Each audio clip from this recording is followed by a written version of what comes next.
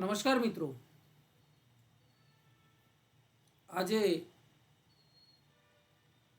18મી તારીખનો દિવસ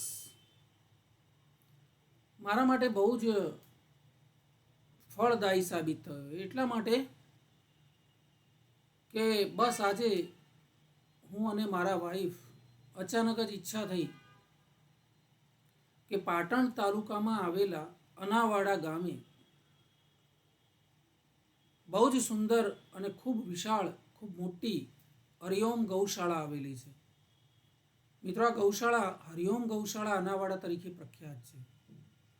એના વિશે બહુ જ સાંભળ્યું હતું. ઘણી બધી ગાયો છે, બહુ સારી સંસ્થા છે. અને અનાવાડા એટલે સરસ્વતી નદીના કિનારા ઉપર વસેલું એક નાનકડું ગામ. અને એ સરસ્વતીના પટમાં ઊભી કરાયેલી આ ગૌશાળા હરિઓમ ગૌશાળા અનાવાડા. દોસ્તો, કેમ કે આગામી તારીખ 1/12/25 એટલે 1 ડિસેમ્બરથી 7મી ડિસેમ્બર 7/12/25 આ સપ્તાહ દરમિયાન બહુ જ ખ્યાતનામ કથાકાર પૂજ્ય રમેશભાઈ ઓઝા જ્યાં હરિઓમ ગૌશાળા અનાવાડામાં ગૌ માતાના લાભાર્થે, ગૌશાળાના લાભાર્થે ભાગવત સપ્તાહ કરવા માટે આવવાના છે. મિત્રો, આ ભાગવત સપ્તાહનું આયોજન જે થયું છે અદ્ભુત. કદાચ ઉત્તર ગુજરાતમાં સૌથી પહેલું આટલું મોટું આયોજન થવા જઈ રહ્યું છે. ત્યારે મારી આ મુલાકાત આશા રાખું છું કે આપ સર્વે મિત્રો માટે ખૂબ ખૂબ ફળદાયી, લાભદાયી અને ઉપયોગી સાબિત થશે. મને ચોક્કસ વિશ્વાસ છે કે આ સાંભળ્યા પછી, આ મારું વિડીયો જોયા પછી આપ સર્વે મિત્રો ત્યાં અવશ્ય કથામાં પધારવાના જ છો. રમેશભાઈ ઓઝાની ભાગવત સપ્તાહનો લાભ લેવાના જ છો. અને એ રીતે ગૌ માતાના દર્શન કરી, કપિલા માતાના દર્શન કરી આપના જીવનને ધન્ય બનાવવાના જ છો. મિત્રો, બહુ સમય નહીં લેતા, મારી જે એક ખાસ મુલાકાત અનાવાડા હરિઓમ ગૌશાળા અને એની મુલાકાત અને હરિઓમ ગૌશાળા અનાવાડાના ટ્રસ્ટી શ્રી દિનેશભાઈ જોશીની એક ઇન્ટરવ્યૂ દ્વારા મુલાકાત મારા માટે ખૂબ ખૂબ નોંધનીય બાબત, જેને નોંધી શકાય એવી બાબત કહી શકાય, જેમાંથી તમને ખબર પડશે કે અનાવાડા ગૌશાળાનો ઇતિહાસ કેવો છે. તો મિત્રો, હું આપને વિઝિટ કરવા માટે લઈ જઈ રહ્યો છું બહુ જ ટૂંક સમયમાં હરિઓમ ગૌશાળા અનાવાડા.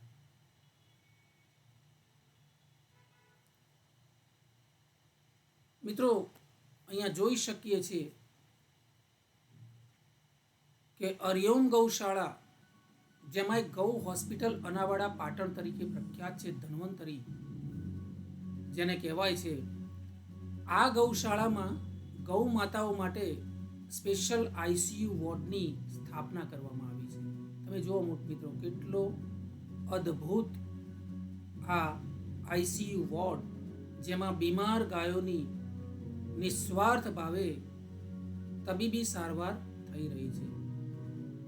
કેટલી બધી ગાયો અહીંયા આ આઈસીયુ વોર્ડમાં અત્યારે હાલ એડમિટેડ છે.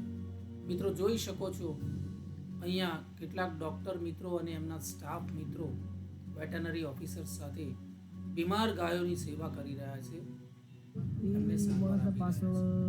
આ ભાઈશ્રી ત્યાં આગળ એક કર્મચારી તરીકે કામ કરી રહ્યા છે, સેવા આપી રહ્યા છે. અને એમની મુલાકાત એમણે ખૂબ ભાવથી, ખૂબ પ્રેમથી અમને ગૌશાળામાં આવેલ કેટલીક ગાયો અને કેટલાક મંદિરો, બહુ જ પવિત્ર નાના નાના મંદિરોની દર્શન કરવા સાથે મુલાકાત કરાવી. તો મિત્રો, અહીંયા જોઈ શકીએ છીએ આપણે બહુચર ગાય, જેને કહીએ ને આ બહુચર ગાય તરીકે ત્યાં પ્રખ્યાત છે. આ દત્ત ધૂણાનું એક નાનું મંદિર છે, જેને દત્ત ધૂણા તરીકે ત્યાં ઓળખે છે. અમે બંને જણાએ ત્યાં દત્ત ભગવાનના દર્શન કર્યા, ગુરુ દત્તાત્રેયના દર્શન કર્યા, ભસ્મ લગાવી અને ખૂબ ધન્યતા અનુભવી.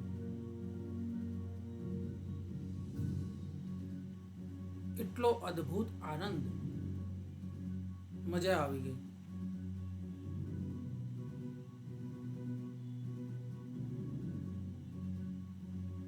દત્તાત્રેય ભગવાનના દર્શન કરી અમે બંને એની બાજુમાં જ આવેલા સરસ્વતી માતાના મંદિરમાં દર્શન કર્યા. મિત્રો, આ છે માં સરસ્વતી મંદિર અને એની બિલકુલ બાજુમાં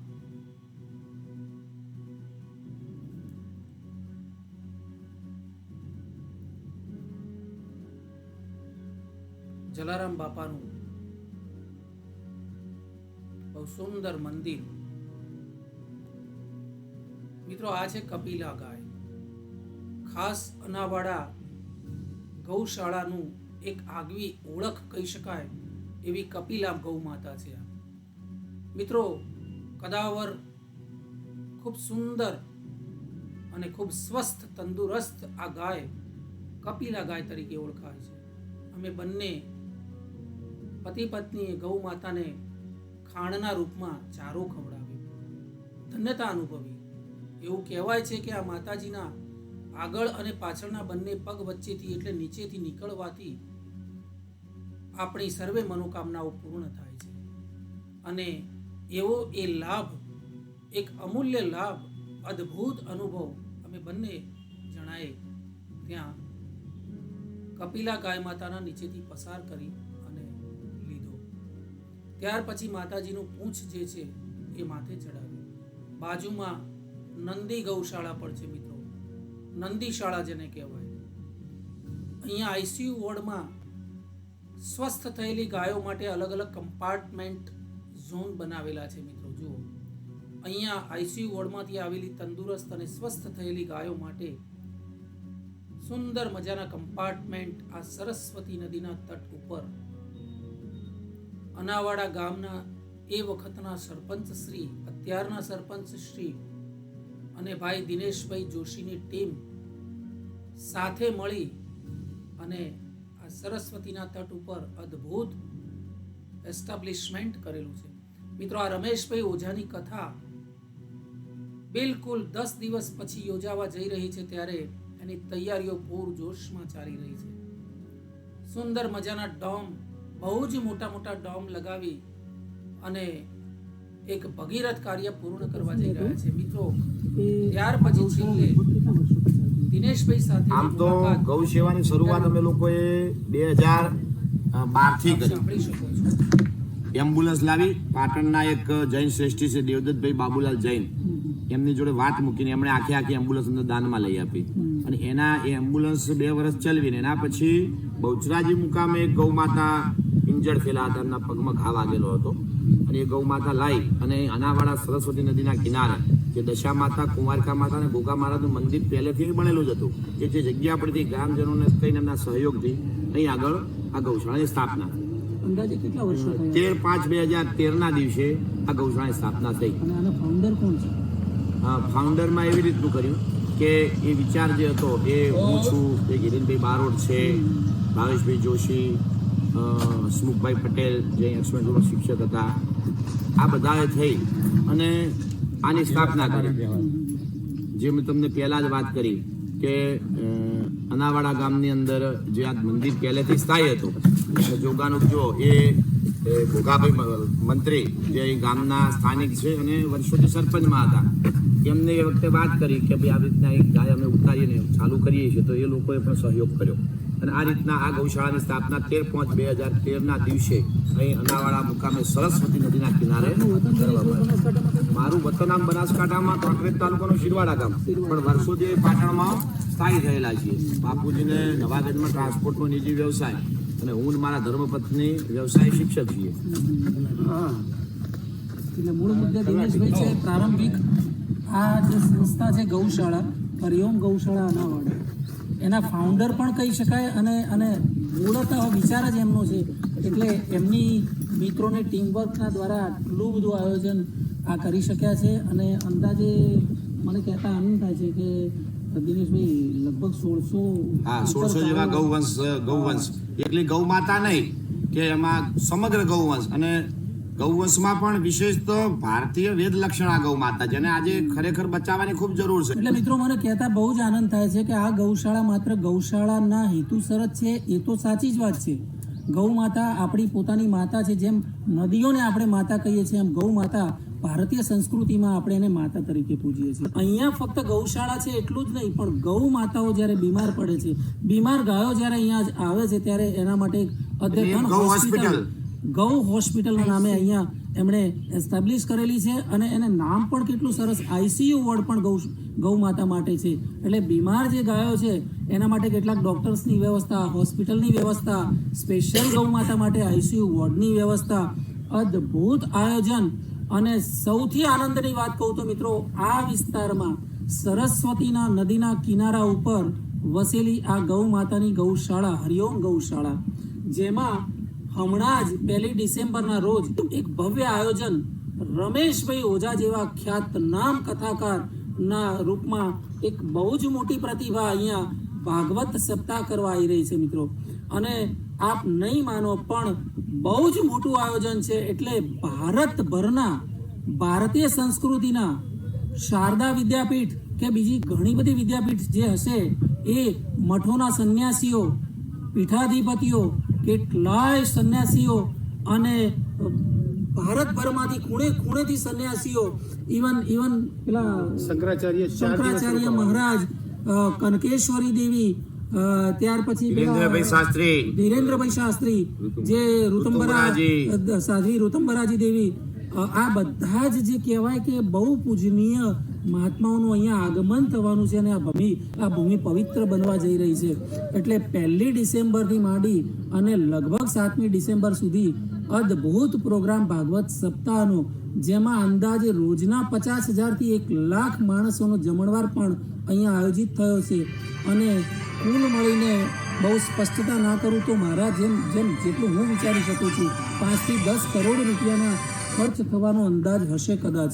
અને આટલું મોટું ગૌદાન એકત્ર કરનારા આ દિનેશભાઈ એમને અને એમની ટીમ જે છે, આ ગૌશાળાનો વહીવટ કરી રહેલી ટીમ, એમને ખૂબ ખૂબ ધન્યવાદ આપું છું.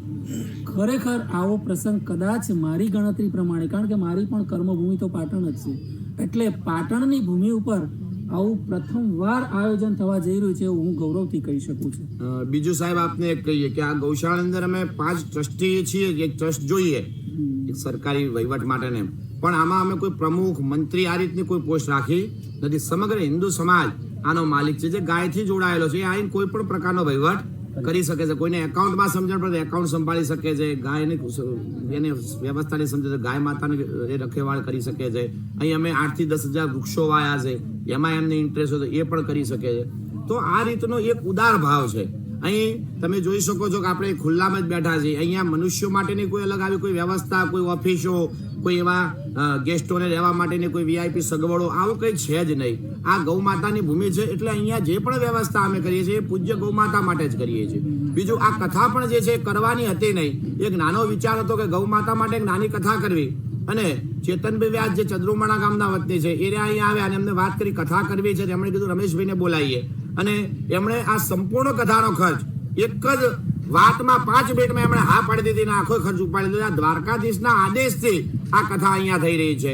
પથબેડાના પૂજ્ય સંત, પૂજ્ય બ્રહ્મચારી મુકુંદ પ્રકાશજી મહારાજ પણ 6 મહિનાથી ધૂણી દખાવીને બેઠા છે. આવા ઘણા બધા સંતો આ કથાની જે ચિંતા છે, ચિંતા કરી રહ્યા છે. આજુબાજુના ગ્રામજનો છે.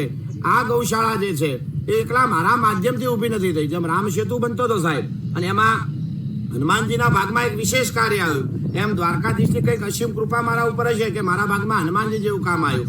તો જેમ ખિસકોલીએ પણ જે કામ કર્યું રામ સેતુમાં, એવા ઘણા બધા સમર્પિત કાર્યકર્તાઓ છે કે પોતપોતાની શક્તિ પ્રમાણે એમણે કાર્ય કર્યું. અને આ એક દિવ્ય રામ સેતુ સરસ્વતી નદી કિનારે જેમ કહી શકીએ દિવ્ય આ ગૌ માતાઓની એક ગૌ હોસ્પિટલ જે અહીંયા છે નિર્માણ પામી છે. અને એ જ અહીં દેખાડે છે કે આજે આવડું મોટું આજે દિવ્ય કાર્ય છે એ અહીંયા નિર્મિત થયું છે. અને જ્યારે ભાગવત જે જગ્યાએ થવાની હોય એ જગ્યા તો તીર્થભૂમિ બને, અને ત્યાં ખૂબ પવિત્ર કાર્યો ચાલતા હોય ત્યાં જ ભાગવત શ્રીનું પારાયણ થતું હોય છે અને એના બેસણા થતા હોય છે. તો આ જે કાર્યક્રમ છે દ્વારકાધીશના આદેશથી જ થયો છે. બીજી આ ગૌશાળા છે એ પણ દ્વારકાથી સ્વયં તેને સંચાલન કરી રહ્યો છે. રોજનો સાહેબ 3 લાખ ખર્ચો છે. ક્યાંય દાન માંગવા જતા નથી. અહીં સામેથી કોઈ આવે, કોઈ વોટ્સઅપના માધ્યમથી અને દ્વારકાધીશ જ દાતાઓને મોકલે છે. આ એક ભાવ અમારામાં રહેલો છે કે જો ખરેખર સાચી સેવા હોય તો ક્યાંય દાન માંગવા જવાની જરૂર પડતી નથી. અને મિત્રો આમે તમે જ્યારે આવું કોઈ ભગીરથ કાર્ય, કોઈ પરોપકાર ભાવથી જ્યારે કરવા ઈચ્છો છો ત્યારે દાતાઓ શોધવા જવા પડતા નથી. ચેતનભાઈ વ્યાસ ચંદ્રુમાણાના વતની, એટલે હું પોતે પણ ચંદ્રુમાણાનો છું. મારા ગામના ચેતનભાઈ વ્યાસ, એમને પરમાત્માએ ખૂબ આપ્યું છે અને એ ઉદાર હાથે દાન પણ ખૂબ કરે છે. એટલે અચાનક એમનો મેળાપ થયો અને ચેતનભાઈને આ વાત કરવી અને ચેતનભાઈએ આ વાતને ઝીલી લીધી અને આ સમગ્ર પ્રોગ્રામ, ભાગવત સપ્તાહનો સમગ્ર પ્રોગ્રામનો ખર્ચો જે યથાશક્તિ દાન આવે છે, કારણ કે માંગ્યા સિવાય દાન લેવાનું છે, એટલે પાણીના રેલાની જેમ દાન તો આવે જ છે, પણ ચેતનભાઈએ પણ એમનું આ એક પુણ્ય કર્મ સ્વીકારી લીધું અને સમગ્ર આખી ભાગવત સપ્તાહના તમામ ખર્ચનો બોજો એમણે એમની જાતે ઉપાડી લીધો કે ભાઈ આ પુણ્ય કર્મ મારે કરવાની ઈચ્છા છે. બાકી તમારે જેટલું દાન ભેગું થાય એટલું તમારે કરવું હોય તો તમે કરી શકો છો, પણ હું આ સમગ્ર કાર્યનું સંચાલન એક યજમાન પદે ખર્ચ સાથે મારું તમામ પુણ્ય કર્મ અહીંયા અર્પિત કરવા માંગુ છું. કદાચ સાહેબ એવું કહી શકીએ ગુજરાતની અંદર ભાઈશ્રીની જે આ કથાઓ થઈ છે, અન્ય જગ્યાએ આખા ભારતભરમાં થતી હશે, નદી કિનારે પણ કથાઓ ભાઈશ્રીની થઈ હશે, પરંતુ આ પૂજ્ય પવિત્ર નદી કુંવારિકા, જે માતૃગયા તીર્થથી ઓળખાય છે, આ કુંવારિકા નદીનો કિનારો, હજારો ગૌ માતા અને એમાં ગૌવ્રતી ભોજન, આખો એક કાર્યક્રમ ગૌવતી થવાનો છે, જેમાં ભેંસની કે અન્ય પ્રજાતિની કોઈ વસ્તુ વપરાવાની નથી.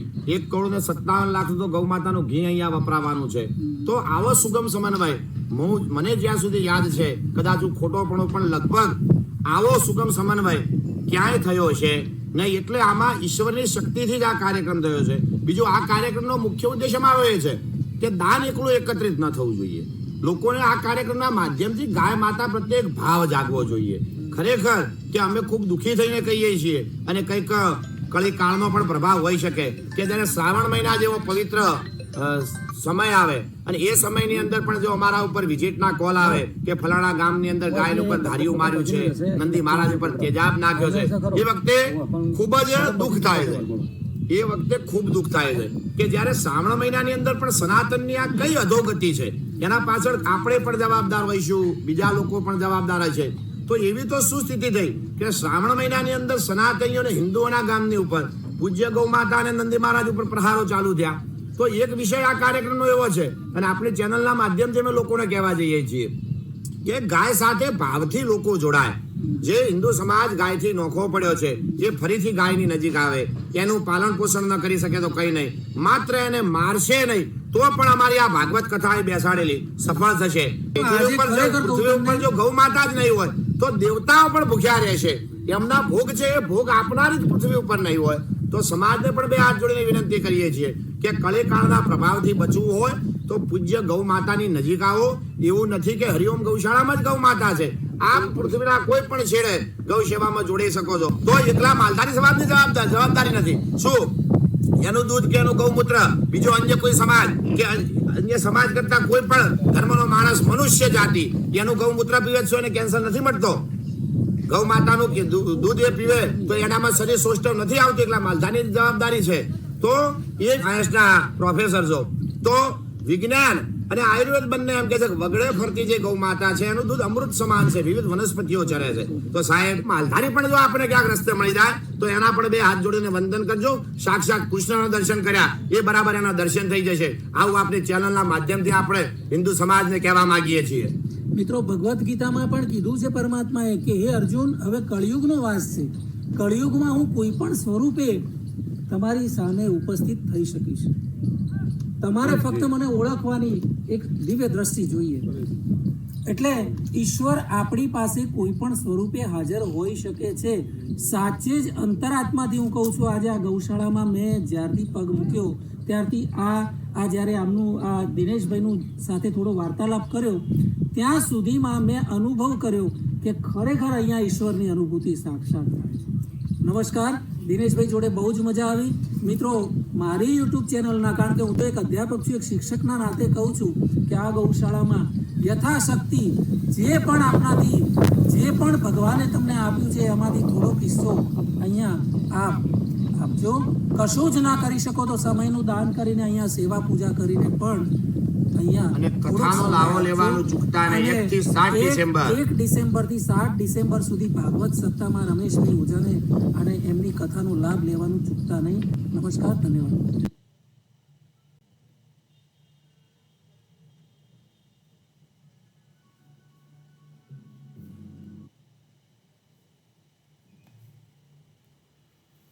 હા, તો મિત્રો, જો આપ સર્વે મિત્રોને મારી આ ચેનલ અને મારો આ વિડીયો ખૂબ ખૂબ પસંદ પડ્યો હોય તો મારી ચેનલના માધ્યમથી હરિઓમ ગૌશાળા અનાવાડા એક વખત જવાનું ચૂકતા નહીં મિત્રો. ગૌ માતાના દર્શન કરજો, કપિલા માતાના દર્શન કરજો, બહુચર ગાયના દર્શન કરજો અને યથાશક્તિ જે આપણાથી બને તે દાન, કોઈ સમયનું દાન કરે, કોઈ મહેનતથી દાન કરે, કોઈ સેવા આપીને, ગમે તે, કોઈ ધનથી દાન કરી શકે. જરૂરી નથી આપ કયા પ્રકારનું દાન કરો છો, પણ અવશ્ય એક વખત ત્યાં જજો, ગાય માતાના દર્શન કરજો અને એ સપ્તાહ દરમિયાન 1 થી 7 ડિસેમ્બર સુધી ભાગવત સપ્તાહનો લાભ અવશ્ય લેવા. ધન્યવાદ. નમસ્કાર.